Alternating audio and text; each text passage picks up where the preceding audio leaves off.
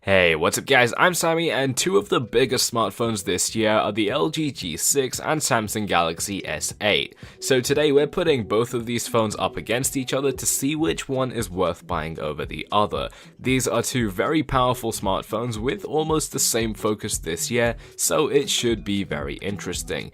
And as you might already know, the same focus I mentioned just a second ago is the push for an almost bezel-less smartphone to really immerse you in the content you enjoy, and even to pack a larger screen into a smaller form factor. Both phones here do that extremely well, coming in at 5.8 inches for Samsung and 5.7 with LG. They both have a slightly different aspect ratio than we're used to. Rather than 16:9, LG has 18:9 and Samsung has 18.5:9 this time. The screens on both of these phones are huge pluses, and the design that goes with them are also very impressive. Considering that they both come in with almost the same resolution, your experience with these displays will almost be the same, except for one huge exception. The S8 of course comes with that beautiful curved edge even on the base model, which makes the screen melt over the edges, and it completely changes the game up between these two smartphones. While the G6 still does have some very thin bezels on the side, the curved design completely takes that away, and it makes everything better when using the smartphone. That said, not everyone is going to be a fan of it, and even I feel like the LG G6 looks absolutely great as it is. While I would still go for the S8 here, I think it's very close all things considered. That's really not to say that the LG G6 design is worse. It looks absolutely great in its own ways, but I do feel like the S8 just looks a little bit better. As for performance, the G6 slips behind a little bit here, because while the Samsung Galaxy S8 runs on the very powerful Exynos 8895 or Snapdragon 835, the G6 is still on last year's 821. It's still definitely a very powerful processor, and you're not going to run into any issues with it, but that doesn't take away from the fact that it is a little bit disappointing.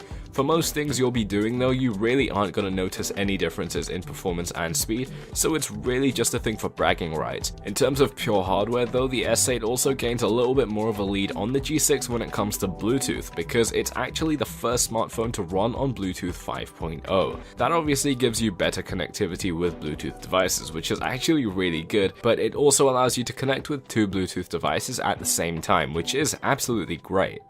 In terms of cameras, this is obviously a big one for smartphones these days, and the LG starts making up for what it lacks in performance because they've included dual rear-facing cameras, which really takes great images and videos when they're combined together. They're gonna be very crisp and colors are absolutely great, but that also applies to the S8, which is still doing extremely well in the camera game. They've upgraded the front-facing camera this year with some improvements for low-light shots, but they really haven't done anything new to the rear-facing shooter from the S7 Edge, aside from just improving its post-processing. That is going to be disappointing to some people, but bear in mind that the camera on the S7 Edge had and still has one of the best cameras on smartphones out there.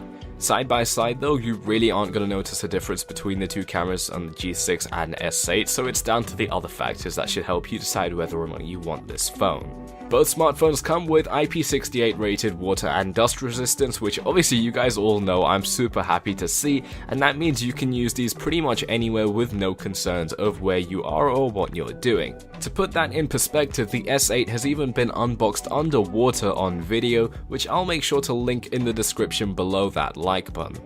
They also both ship with the new Android Nougat 7.0 out of the box and have a fingerprint reader on the back, which some people aren't too happy about, which I can definitely understand. Unfortunately, that is the only form of advanced security to unlock your G6, but to make up for it, Samsung has also included facial recognition and an iris scanner, giving you 3 advanced ways to get into your phone, which is extremely cool to see. The G6 definitely falls behind here, but I have a feeling that most people won't really care about the iris scanner and facial recognition, because you're gonna get used to that fingerprint scanner placement on the back pretty quickly anyway, no matter how much you say that you don't like it now. That said, for someone like me who's a huge tech enthusiast, the S8 definitely gets some points here for going above and beyond other smartphones in terms of security. These extra ways to unlock your phone can actually be quite convenient in day-to-day use as well, so it doesn't hurt to include them. As for battery life, Samsung had to play it really safe this year and only included a 3000 mAh battery with the S8, whereas LG managed to top that by 300 mAh, which definitely isn't a huge increase, but it will be noticeable in your use. That said, the S8 Plus does come in with 3500 mAh, but bear in mind it also has a larger screen to power, so you're not really going to get that much battery life anyway. It is going to be less than the G6, but considering how the S8 also runs on newer processors, you're getting better battery life management, which should even things out a little bit more. It is unfortunate that Samsung ran into battery issues, forcing them into including a smaller one here, but it's good to know that they're playing it extra safe this time, and both do include a headphone jack as well, which is great to see. So as you can probably tell, there's a lot that's very similar with both of these smartphones, and I've actually got both of them coming in very soon to review, so make sure you subscribe so you don't miss out on that. Both smartphones offer very similar things, and both also cut corners in certain areas. The S8 comes in with a slightly higher price tag, but also that beautiful screen and even a pair of $99 headphones for free. In terms of which is worth buying over the other, that probably goes to the G6 considering its lower price, but also pretty much the same benefits that the S8 has. That said, if you're willing to spend the extra money to go for an S8, I do think that's going to be the better choice in most cases. Honestly though, it's a question of if spending that extra money is worth it to you, and really I don't think it is. It's just a case of, yeah, the S8 is better, but the G6 makes more sense to buy overall.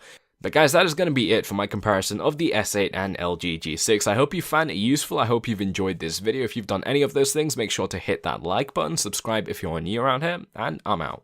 Peace.